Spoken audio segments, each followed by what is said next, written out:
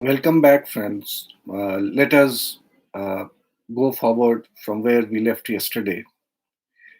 Yesterday, we had discussed that the Rathore rebellion, which occurred in 1679, was in a way misinterpreted by Jadunath Sarkar.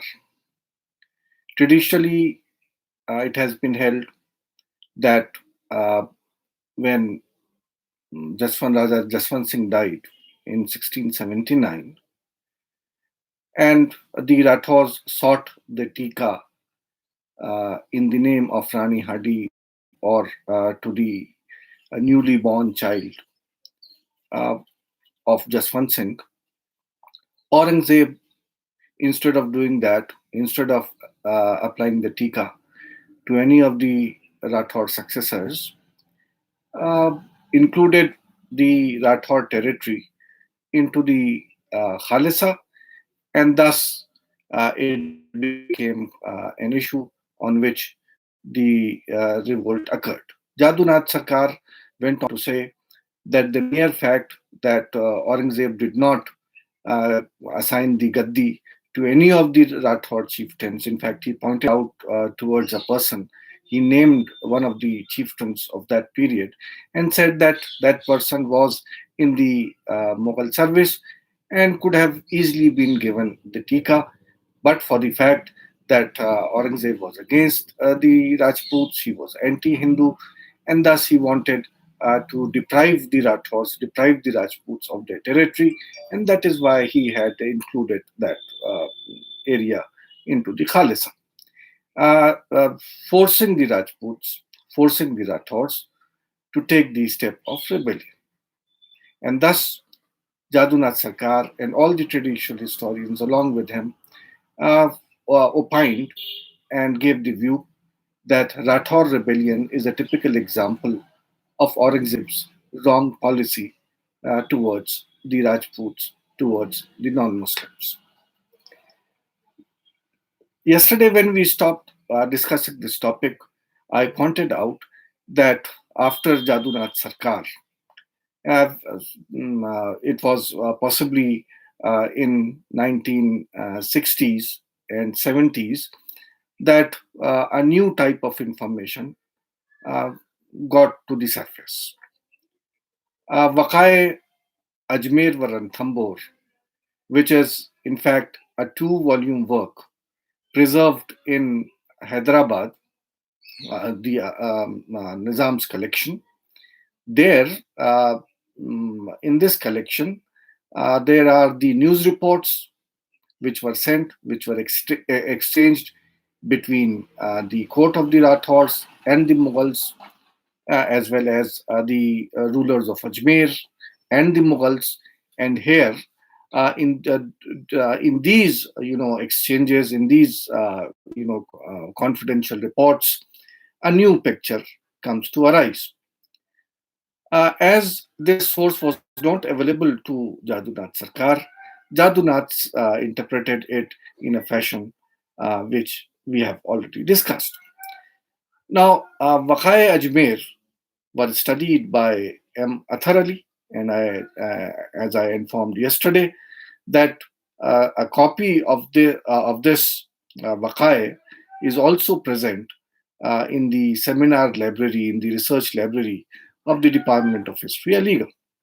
Now, if you read these various documents which are there, did exactly what Jadunath Sarkar was expecting him to do. In fact, it is found that Aurangzeb did assign the territory to the uh, nephew of Raja Jaswant Singh and Inder Singh, Tika. And from these documents, it also becomes clear that it was only and only after the Tika had been assigned to Inder Singh that the revolt occurred. The sequence, which now is established after the reading of Wakai is that when Jaswant Singh died, after his death, Aurangzeb waited for. He was given the news that although there are no sons who are alive, but two queens are expecting the birth. Aurangzeb waited for them. A child was born, and after this child was born, Ajit Singh, uh, after his birth, certain territories which had been assigned to some other Rathore chieftains were resumed, and probably Aurangzeb wanted that all the territory should be given to this child, but rumors were floated, news reached the emperor that the child, Ajit Singh, was not exactly the son of the late ruler. His succession was doubtful, and thus, in such a scenario, Aurangzeb then decided to make the territory of Jodhpur into a Khalisa. At a time when Jodhpur was turned into a Khalisa, Rani Hadi and others who were the Rathore chieftains, they protested, they started writing letters, they wanted that Aurangzeb should not include the territory into Khalisa. In fact, we have information that Rani Hadi wrote that this is in fact denying the Bhumiyas for the first time, that a Bhumiya is being denied his right over his own Vatan Jagir, which is something which had never happened in the past, and requesting the emperor not to do so and assign the Tika. Now, when the Rajputs protested, when such letters reached Aurangzeb, as per Wakai Ajmer, conceded to the demand. It was at this particular moment of time that Aurangzeb decided to give the Tika to Inder Singh. Who was Inder Singh? As I mentioned yesterday, that Inder Singh was the son of a person who had been set aside to make Jaswant Singh the Raja. Probably, had he been allowed to take up the charge, the family of Jaswant Singh would have faced the music. From the Vakaya, there is another information which becomes available, and that is that Inder Singh offered 36 lakhs of rupees to the government so that the Tika may be given to him. The question which arises here is that was it due to the considerations of money that Aurangzeb gave the Tika to him? Was it a rishwat that you give money and then you would be assigned the territory? आपने सुना होगा कैसे modern India में DMs बदले जाते, कैसे ministries दी जाती after the exchange of money. Was this the case? But the same documents, the same reports give us information that there was another claimant, Karan Singh, whose claim had been rejected. The person whose claim had been rejected by Aurangzeb, Karan Singh, these reports tell us, had offered 45 lakhs of rupees.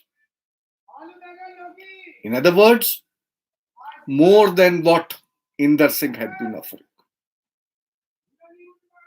So, from these documents, it also becomes clear that it was not the monetary consideration on the basis of which the Dika was assigned to Inder Singh. Howsoever, when the Tika was assigned to Inder Singh and Inder Singh became the Raja of Jodhpur, the Rathores then started taking extreme steps.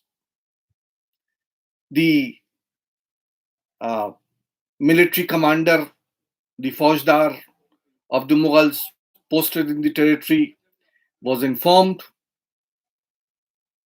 that the Rathores are going to rebel, and they revolted.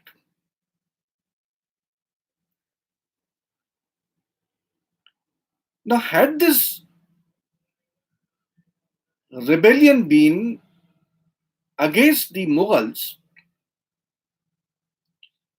why would the Rathores inform the Faujdar, the Mughal Faujdar, कि आप हट जाइए, हम rebel करने जा रहे हैं? It means that the rebellion was not against the Mughals.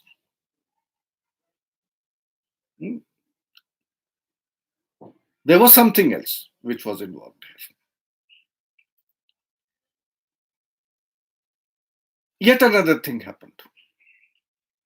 At the time when orders were issued that Inder Singh was being given the Tika,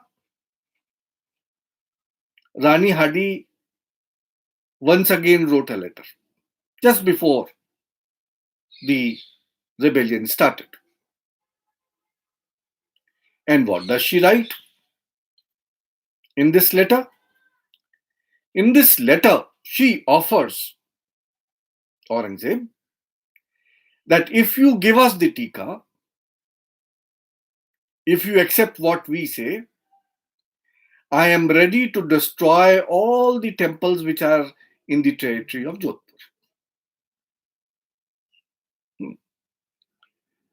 The destruction of all the temples were offered by Rani Hadi herself, that she would willingly destroy the temples in case if her demands were met.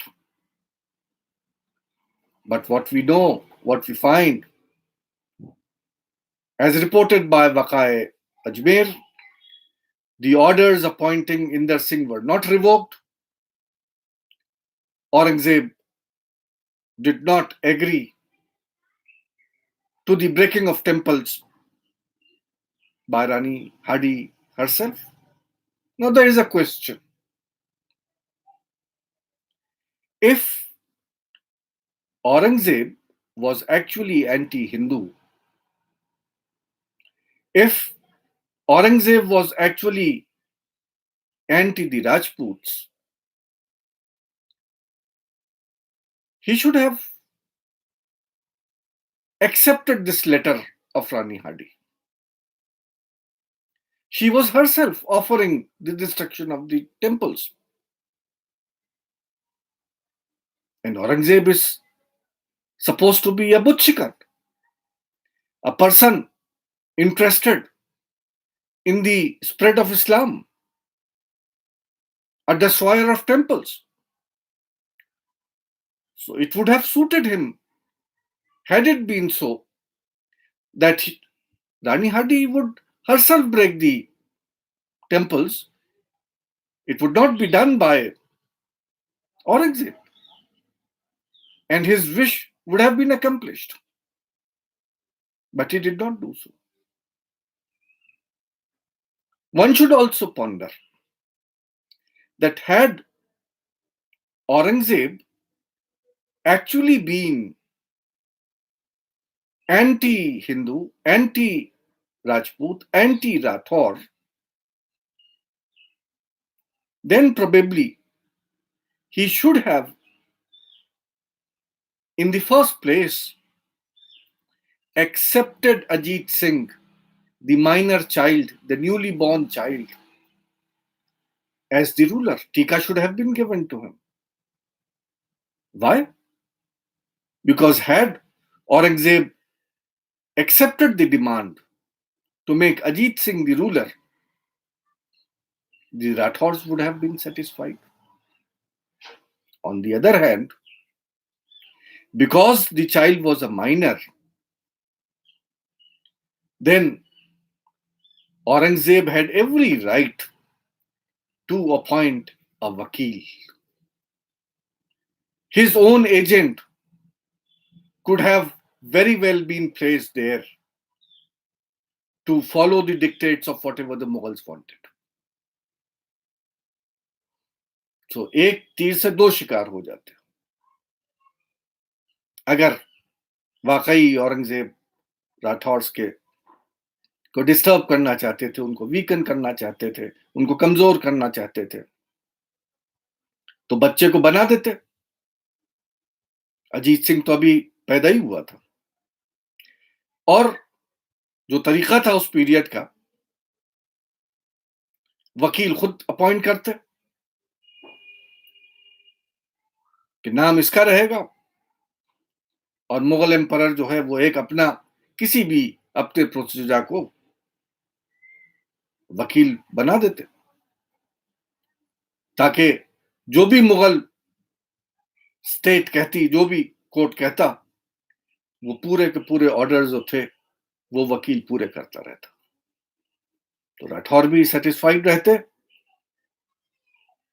उनको औरंगजेब आराम से अपनी तरफ मोड़ सकता था, उनको weaken कर सकता था. Whatever he wanted, he could have done. But Aurangzeb did not do any of these. What did he do? He appointed a person like Inder Singh, who was a mansabdar, a commander who was fighting in the Deccan along with the Mughals, a person who had much experience.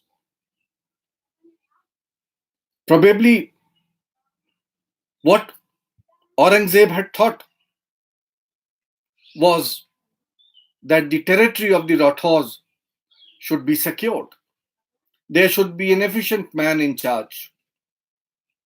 And why so? We have already discussed that yesterday. And what was that? The fact that this area was of crucial strategic importance for the Mughals.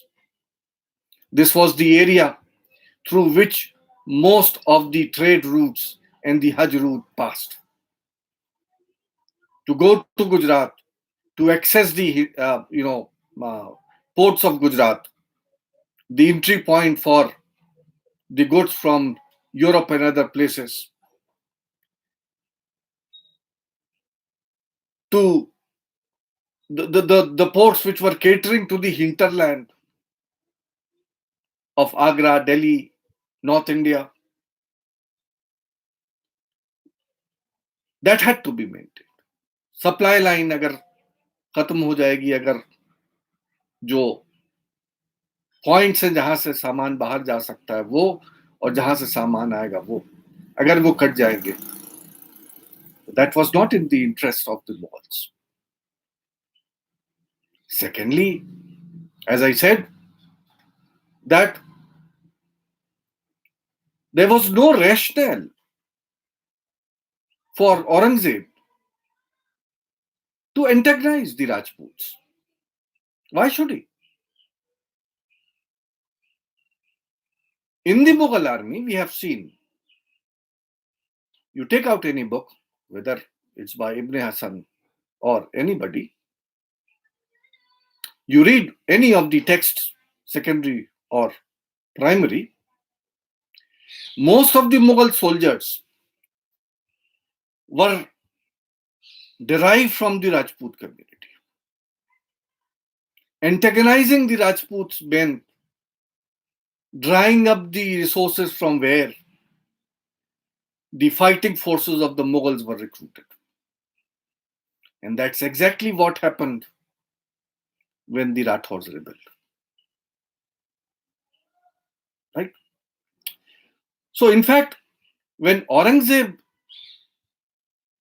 appointed Inder Singh, Aurangzeb did not appoint Inder Singh to slight the Rathores.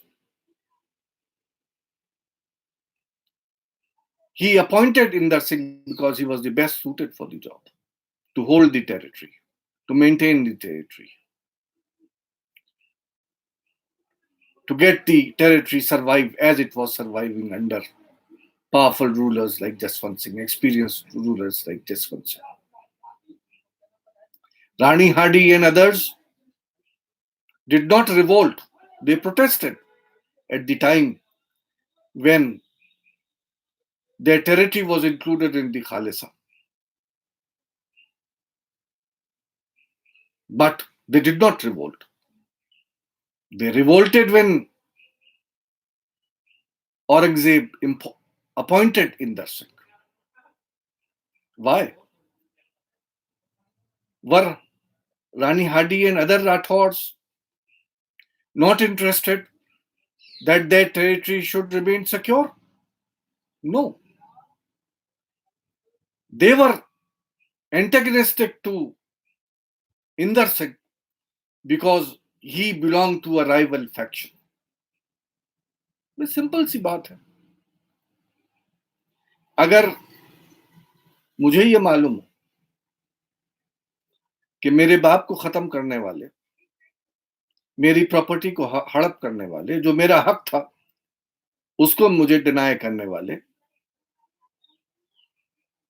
आप हैं, और मुझे power दे दी जाए, तो जाहिर है कि जिन्होंने मेरे हक तलफी की है, जिन्होंने मेरे हक को रोका है, वो इस बात से परेशान है.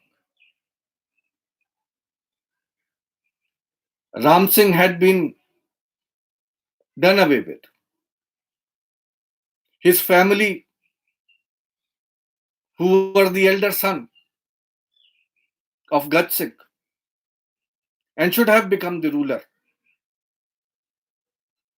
they had been denied the opportunity. Jaswant Singh and his faction had taken up the control. And now suddenly, the same family which had been dispossessed was being given the charge. So Sona Bhati and Rani Hardy and all the others were not concerned about the Mughals, they were concerned about their own future. And that is why from the Waqa Ajmer it becomes very, very clear that they revolted not at the time when Jodhpur was converted into a Khalisa, they revolted at the time when their rival faction was given the charge.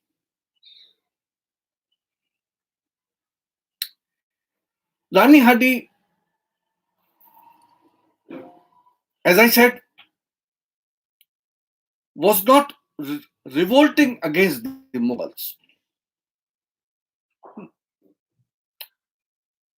Because what they are doing, the Rathores doing, as I said, I'm repeating it again, that they inform the फौजदार, किलेदार जो है वहां के ऊपर, मुगल किलेदार, कि आप हट जाएं यहां से, telling him that we are going to revolt. They revolted only after informing the Mughal forces to withdraw.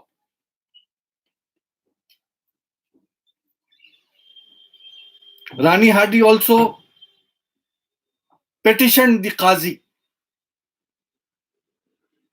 A petition was filed in the court of the Qazi that Inder Singh should not be given the charge. He doesn't deserve it. दादा जान ने उनके अब्बा को हटा दिया था, उनको कैसे दिया जा रहा? The question was, the Rathore question at this moment was not anti-Mughal. It was anti the rival family.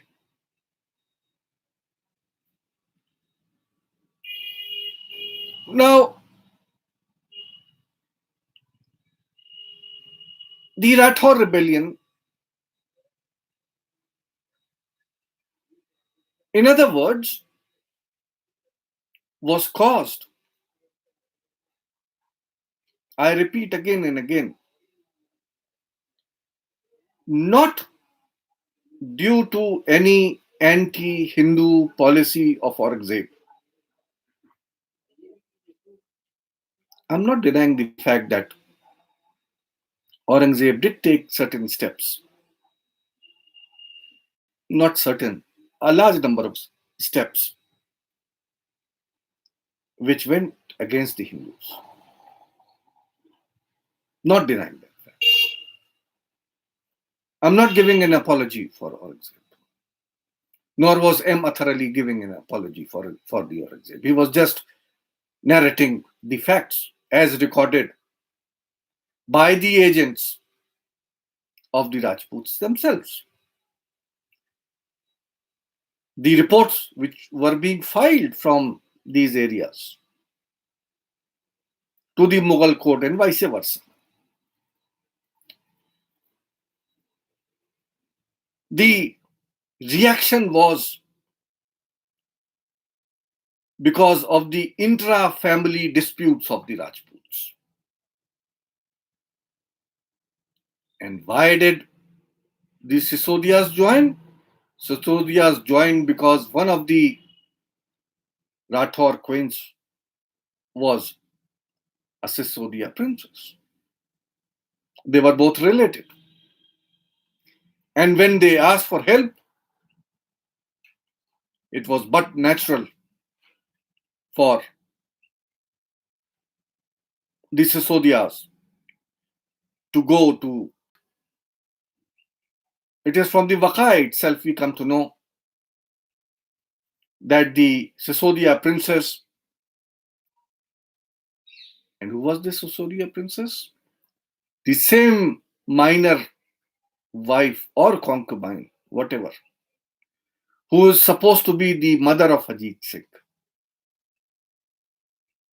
She was not the major wife of Jaswant Singh, whatever she was. She belonged to the Sisodia clan. And she had appealed that I, as a widow, and my orphan child need the help.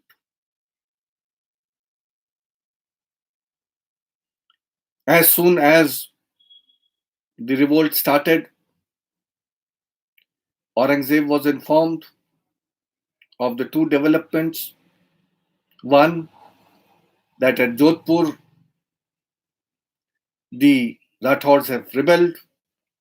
And two, that in order to help them, the faction of Rani Hadi and others, the mother of Ajit Singh and others, the Sisodias were also sending their troops.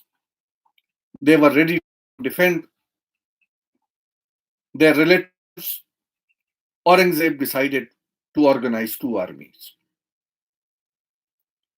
Aurangzeb deputed Prince Azam to check the advance of the Sisodias.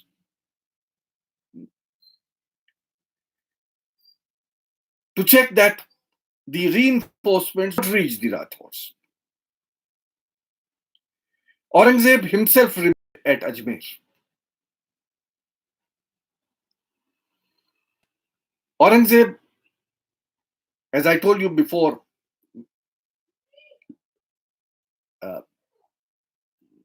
during the course of my lecture yesterday, that Ajmer was one of the strategic centers which was controlled by the Mughals, through which control over all these Rajput territories could be maintained. It was not very far, equidistant from the Jodhpur, Marwar, Mewar, Kachwar territories. So Aurangzeb was there. Prince Azam was sent against the Sisodias. The Sisodia territory, as you know, is a mountainous territory. And as soon as Prince Azam with his army went towards that side, the Sisodias reverted back to their hills. And there they adopted the guerrilla tactics, the Bargigiri, in which they were famous.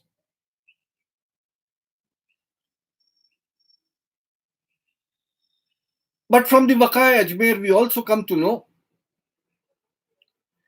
that the actions of Sisodias was such that Prince Azam and his army were made motionless. I mean, they could never enter into the hilly tracts because they were not well versed in the fight, which was the Bargigiri, mountainous areas की जो जंग होती थी. Mughals would always move with large troops, large cannons, heavy cannons, guns, elephants. और पहाड़ के पीछे से एक 10 की टोली आके उन पे अटैक करके और पहाड़ के पीछे छुप जाती थी. अब ओपन ग्राउंड बैटल तो थी नहीं कि आमने सामने हजारों इधर है, आप लड़ लीजिए. यहां तो उस फाइट की गोरिल्ला वॉरफेयर की जरूरत थी, in which the Mughals were not, they needed Rajput soldiers to fight in such a territory. And they were fighting against the Rajputs. So they were, in fact, in the hilly tracts, they were not up to the mark, number one. Number two, it was the Sisodia territories. So they were aware of about every nook and corner. उनका घर था, वो जानते थे. They knew every bend within their territory. So home territory पर रहना बड़ा आसान काम होता.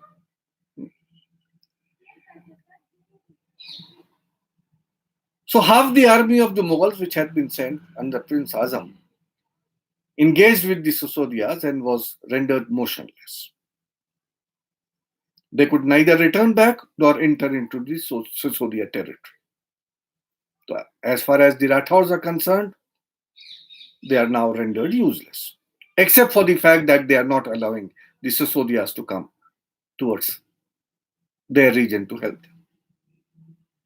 On the Rathore front, Aurangzeb appointed another of his sons, Prince Akbar,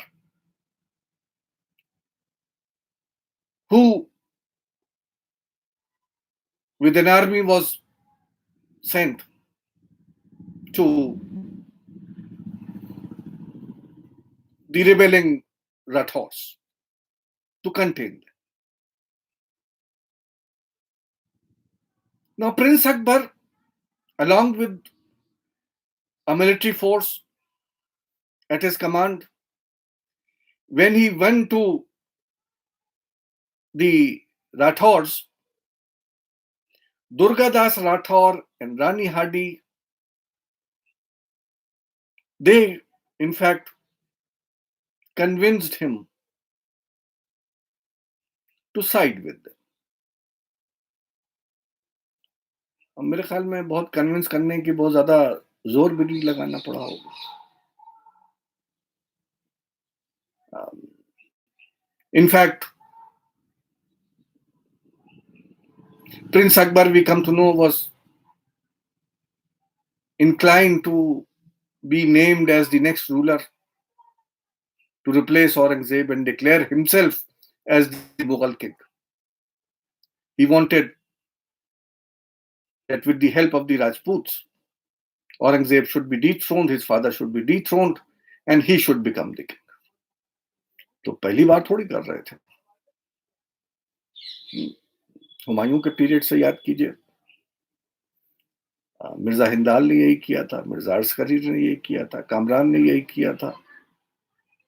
Humayun के खिलाफ सब तैमूरिड हैं, सब बाबर की औलाद हैं. अकबर मरे थे तो उनके पोते ने किया था अपने बाप के खिलाफ, जहांगीर के खिलाफ. सेट रूल तो कोई था नहीं.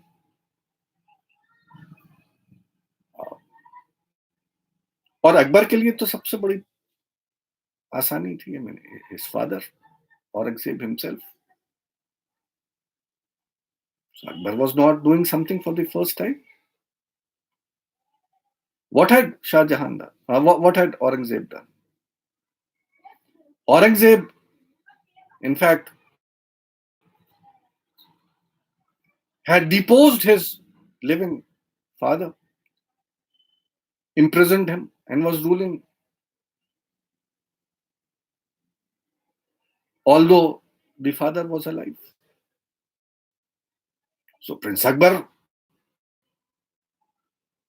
was also ready to become the emperor by deposing his own father who had deposed his father. मालूम था. Prince Akbar was leading a large army.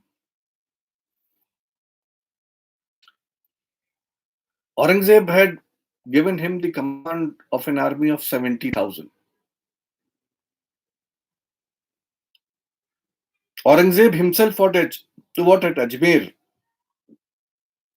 with hardly any force with. तो छोटी सी army के साथ था. एक बड़ी आर्मी उन्होंने भेज दी थी प्रिंस आजम के साथ सिसोदिया के खिलाफ, और 70,000 भेज दिए थे अकबर के साथ राठौर के खिलाफ. तो Prince Akbar knew at the moment that Prince Azam is not going to return back because he is facing the Sisodias. उन्होंने जकड़ रखा, इमोबाइल कर रखा है उनको. तो Prince Azam is not going to return.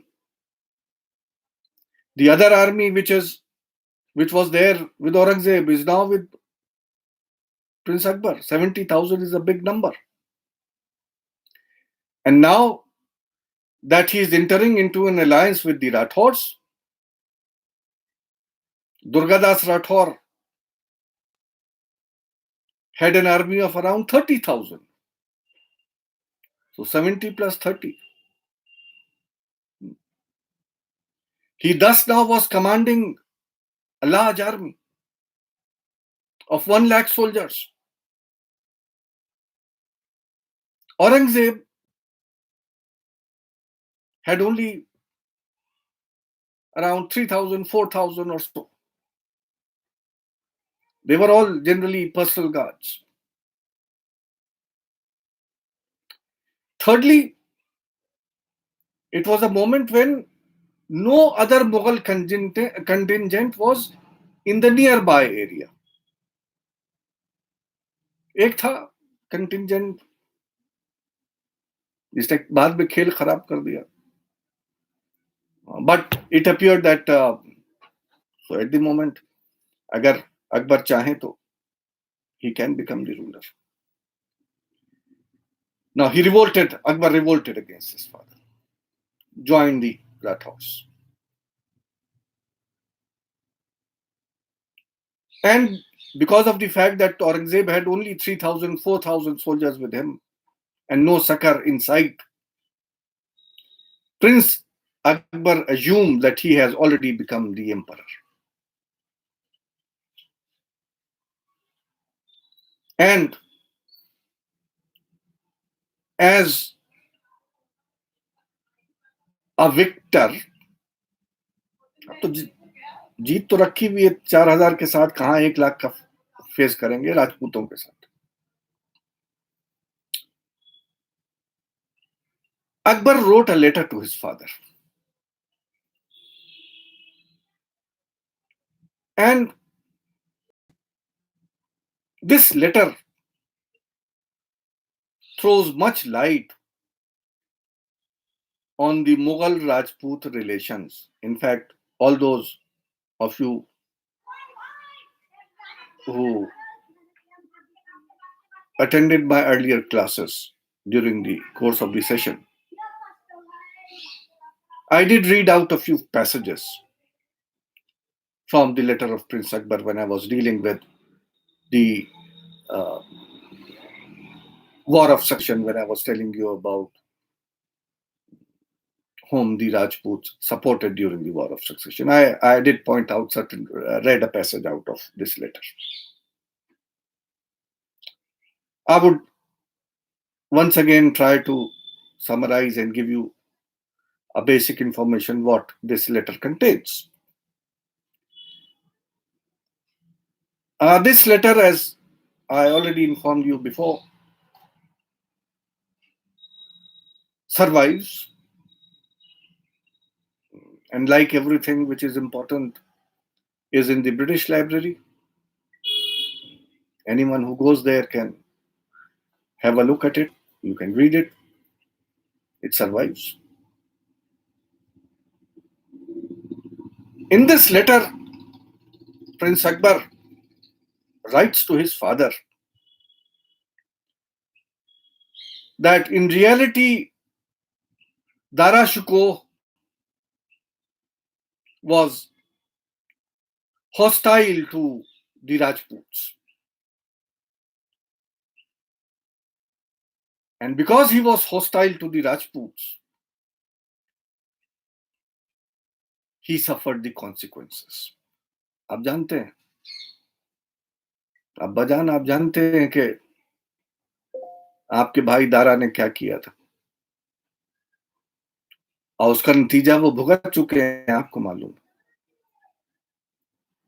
He wrote that had Dara befriended the Rajputs from the beginning, the situation would have taken another turn. अगर पहले से उन्होंने राजपूतों को एंटेगनाइज न किया होता दारा ने, तो ये दिन देखने को न मिलते जो उन्होंने देखे. We generally think that because Dara was one of those who knew Sanskrit, translated the Sanskrit sources, wanted to prove that Hinduism and Islam are one religion. So we also assume that possibly Dara had very good relations with the Rajputs.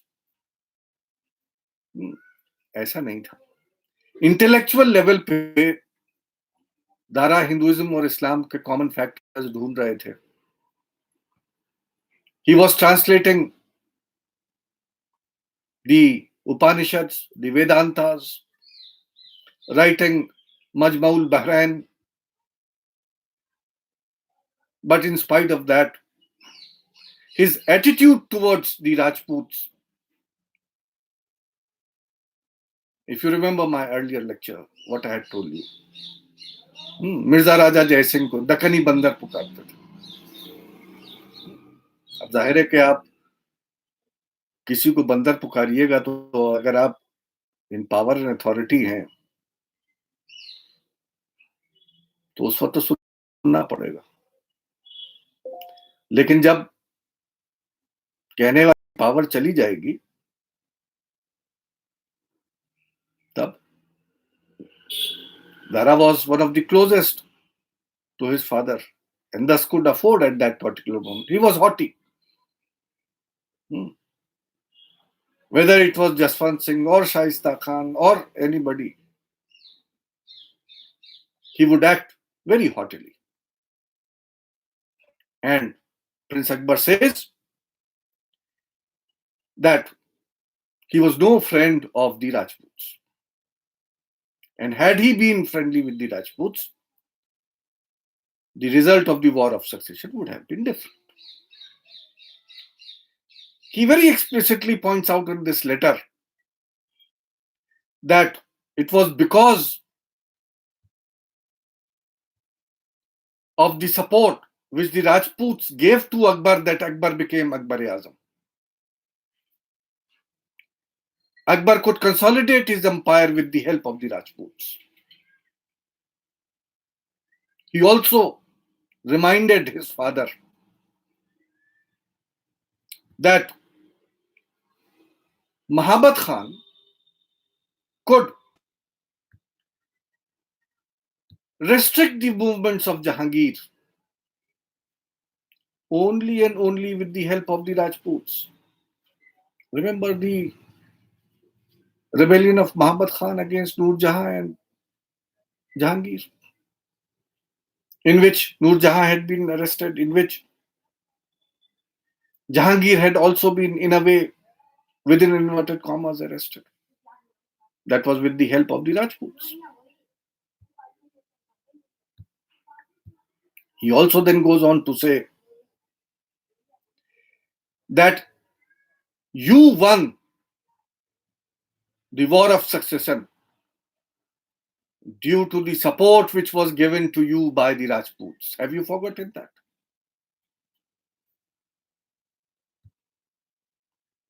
Today, you are doubting the loyalty of the Rathores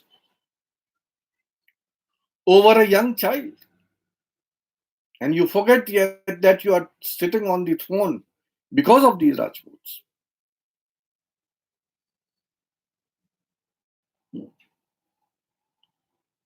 So he reminded his father that without the Rajputs, by antagonizing the Rajputs, by fighting the Rajputs,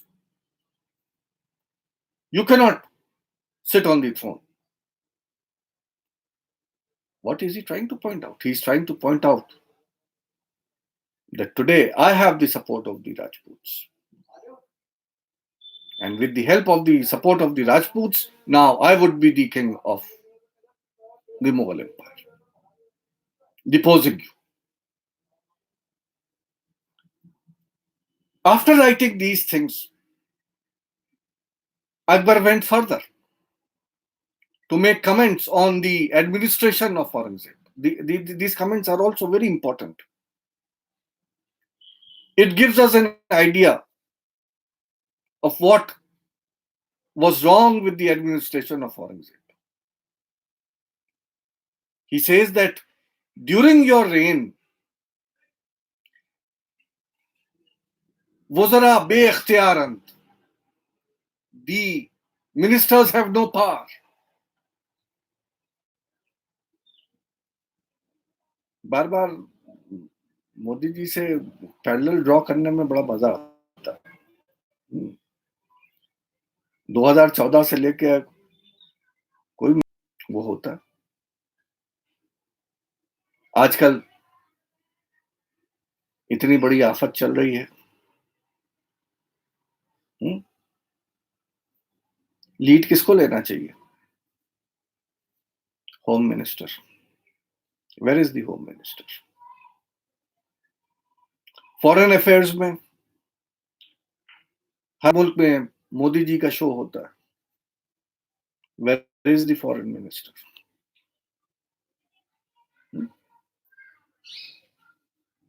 All these ministers have been reduced to mere puppets. तकरीबन वही बात अकबर औरंगजेब को बता रहे हैं कि आपके period में क्या हो रहा है कि जो वज़रा हैं, जो मिनिस्टर्स हैं, दे हैव नो पावर. बेइख्तियार हैं, वो किसी इख्तियार को नहीं रखते. एंड बिकॉज उनकी पावर नहीं है, they are suspicious of you. Power क्यों नहीं होती? क्योंकि आपको एतबार नहीं है, और आपको एतबार नहीं है तो उनको भी अपने पे एतबार नहीं है. अपने पे भी नहीं है, आप पे भी नहीं.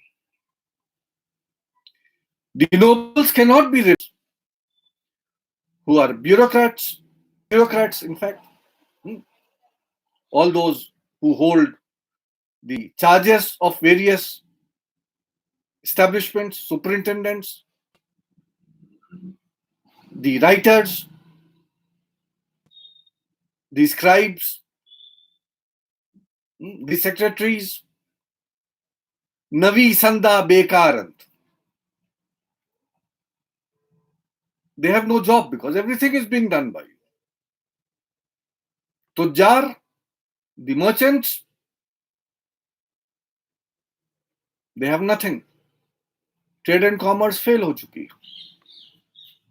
Peasants are ruined. Especially in the Deccan, which is a vast area. Every day there is an attack by the Marathas. Nobody is safe.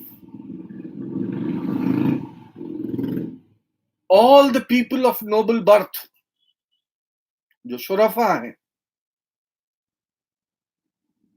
they are being ignored. And who are the advisors to you? जो नए लोग हैं, जो आपके advisers हैं, who are they? Akbar goes on to define them. Julaha, Bafinda, that is Rafugar, Sabun Farosh, soap sellers, Jarub Farosh, sweepers, ruffians, men of law. They are the main advisors of the emperor. And people who are hypocrites,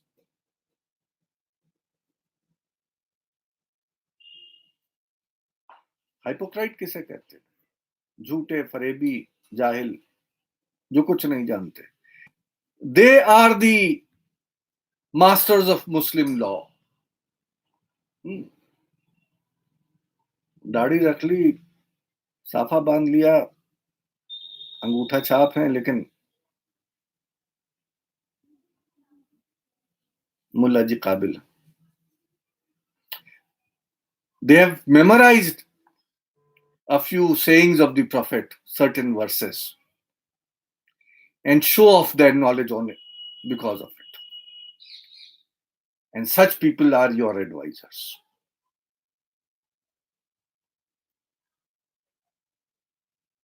Now, this letter which Aurangzeb received from Prince Akbar is an eye-opening letter, a damning letter, which summarizes some of the ills of Aurangzeb's period. It very explicitly also tells us why the Rathore rebellion took place. It also informs us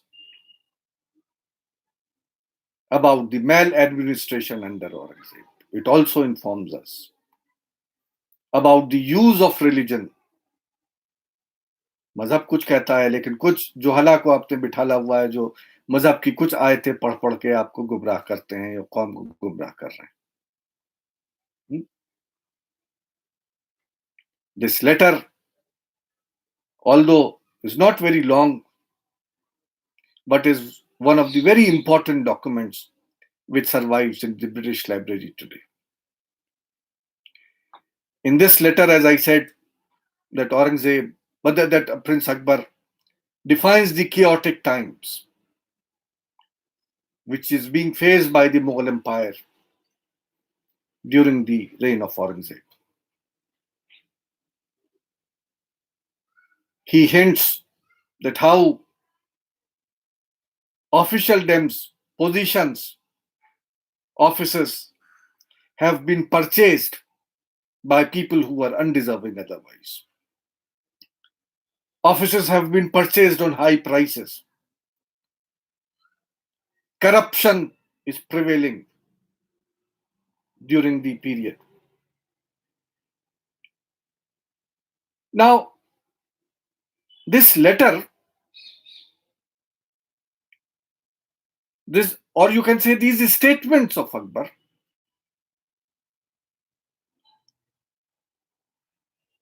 gives two very important informations. One, that during the War of Succession, Rajputs were the firm supporters of Aurangzeb. They were arraigned against Dara. This is what Prince Akbar explicitly writes to his father. Secondly, through the contents of this letter, Akbar, in fact, goes on to justify his revolt against the rule of Aurangzeb.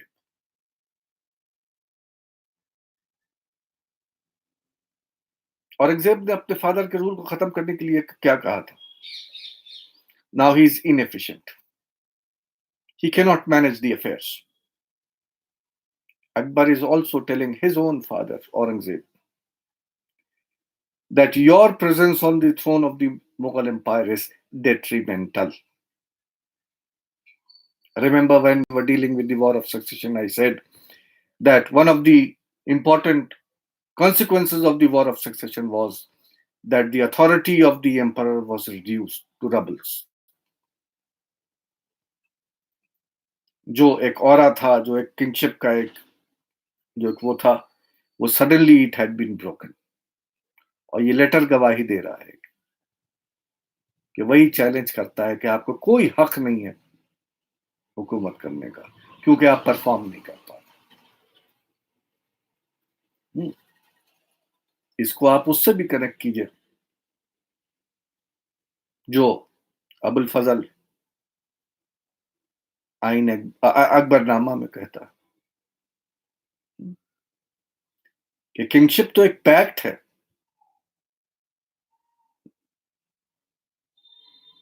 to maintain the law and order, to maintain the equilibrium of the society. There is a necessity for kingship. People have chosen the king because he has to perform. If he doesn't perform, he has no right to be the king. This is what Prince Akbar is trying to repeat here in this letter. That you are detrimental because there is maladministration in your government. And thus, I decide to take the help of the Rajputs. And Rajputs are those who, from the time of Akbar, Emperor Akbar onwards, have always been the backbone of the Mughal Empire. It is with their help that the Mughal Empire was actually established. The empire was established, and it is being sustained. This is what Akbar wrote to his father. After sending this letter, Akbar then started moving towards Ajmer, where Aurangzeb was placed. So, along with Prince Akbar, you had the Rajputs, the Rathores, the Mughal army led by Prince Akbar, and they started moving unhurriedly towards Ajmer because Akbar was quite sure that there are only 3,000 to 4,000, or at the most 5,000 soldiers with Aurangzeb, and it is no difficulty for an army of 1 lakh to defeat an emperor who has nobody to help him. But providence always plays a part. Shahabuddin Khan, one of the Mughal nobles, who was in a territory, in an area which would have taken around 10 days to come from that area to Ajmer, 10 दिन का सफर था। इसीलिए अकबर बहुत सुकून से थे कि 10 दिन तो अभी, हम तो 3 दिन में पहुंच जाएंगे। It's impossible for Shahabuddin Khan or anybody to come. But Shahabuddin Khan marched very rapidly, and within 3 days, Shahabuddin Khan, without stopping anywhere, a distance which could be covered in 10 days was in fact covered in 3 days by Shahabuddin Khan and his, horses. And we find that he reached, along with 16,000 troops. So 4,000 plus 16,000. Now there was a respectable army to defend Aurangzeb.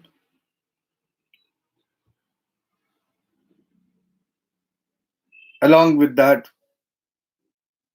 unexpectedly, no one expected that Prince Azam would be able to escape from the Sisodias. The very next day of reaching of Shahabuddin Khan, Prince Azam with 40,000 of his Mughal soldiers also reached Ajmer, and with that, now Akbar had no chance of any victory.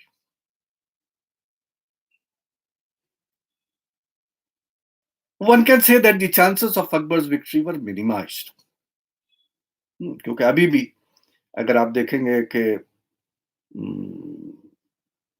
20,000 और 40,000, 60,000 की फौज औरंगजेब के साथ, इनके पास अभी भी 1 लाख है.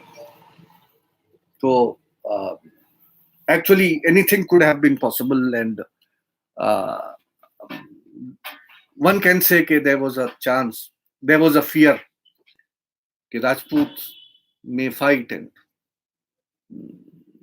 Akbar would still come out victorious.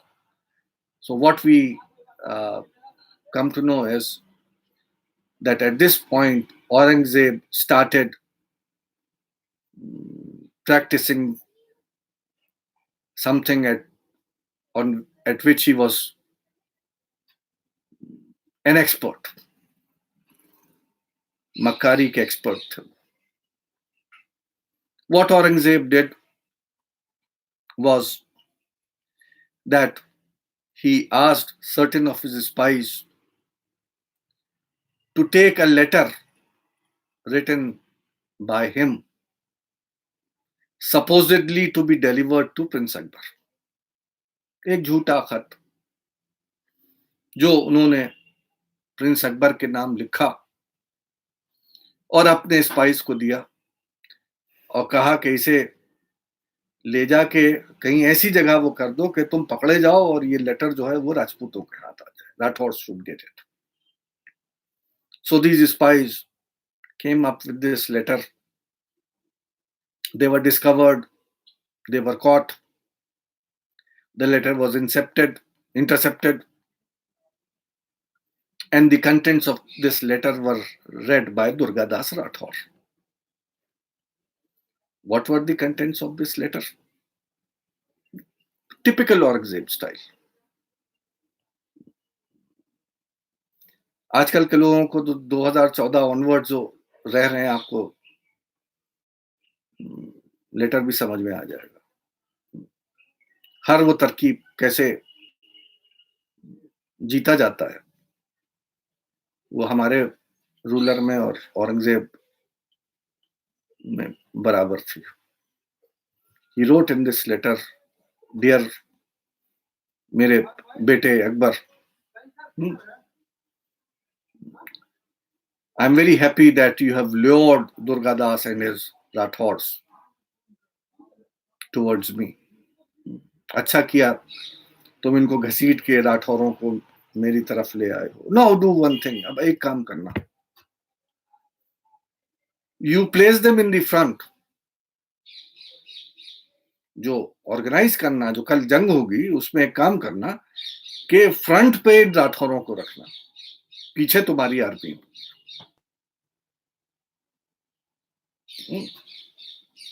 Actually something which was going to happen. Durgadas Rathore and the Rathors were in the front, and Prince Akbar was along with his army behind. So Aurangzeb wrote कि यही करना, ताकि जब जंग के मैदान में आएंगे तो on one side I would be there, on the back side you would be there, and we would both of them, you attack from behind, I'll attack from the front, and together we would defeat the Rathors. Durgadas would be caught. Now, as soon as this letter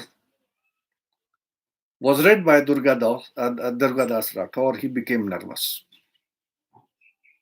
Although Prince Akbar kept on assuring him that कोई साजिश नहीं है, झूठ है, but doubts had been created in the minds of the Rathors. The next day when the war was fought, instead of fighting, the Rathors, the entire group of Rathors, led by Durgadas, fled from the battle scene because he was suspicious that he would be sandwiched between the two Mughal armies. He left the battlefield, and now the imperial army attacked Prince Akbar, and Prince Akbar had no other option but to escape. Prince Akbar escaped from here, and then he went towards the Deccan and took shelter in the court of Sambhaji.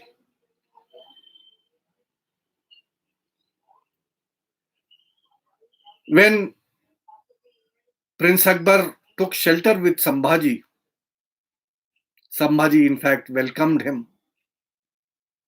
And why not? Because now Sambhaji had a Mughal prince under his charge. He could use a prince. And now there was one problem, that now if any war is fought between the Mughals and Marathas, the Maratha would be having a prince of the royal blood. तो अब जो Mughal army वहां जानी चाहिए, it should also have a prince of the royal blood on the other side. Remember what had happened at Dharmat. On the one hand were Jaswant Singh and Qasim Khan. On the other hand had been Aurangzeb and Murad. The royal army, which was greater, larger, stronger, they could never face the princes because there was always a doubt कि शहजादे से लड़ना, royal blood से लड़ना, that prestige was still there. So now, if Akbar is with Sambhaji, Aurangzeb would have had to send a person of the royal blood to oppose Sambhaji and Prince Akbar. But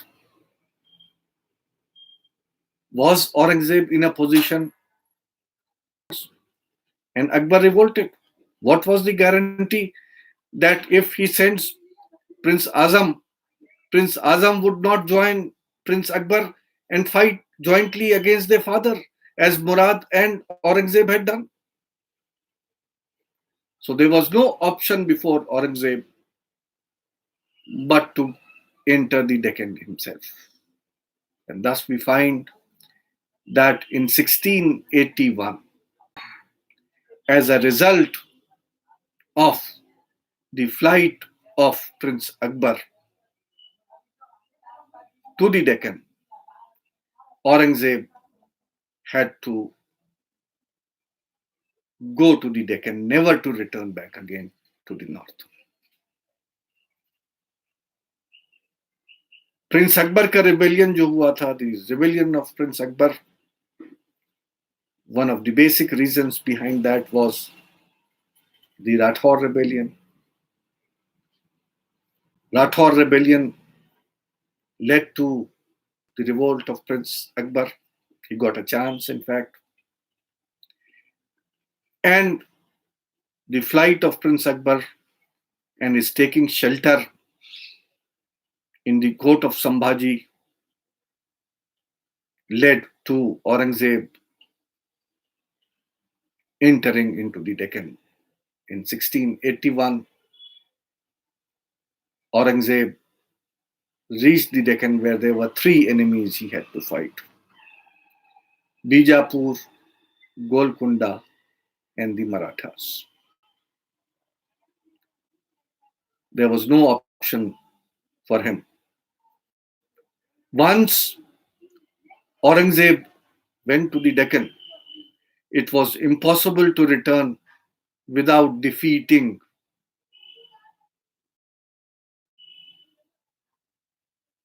the persons against whom he had gone. He was able to defeat Bijapur and Golconda.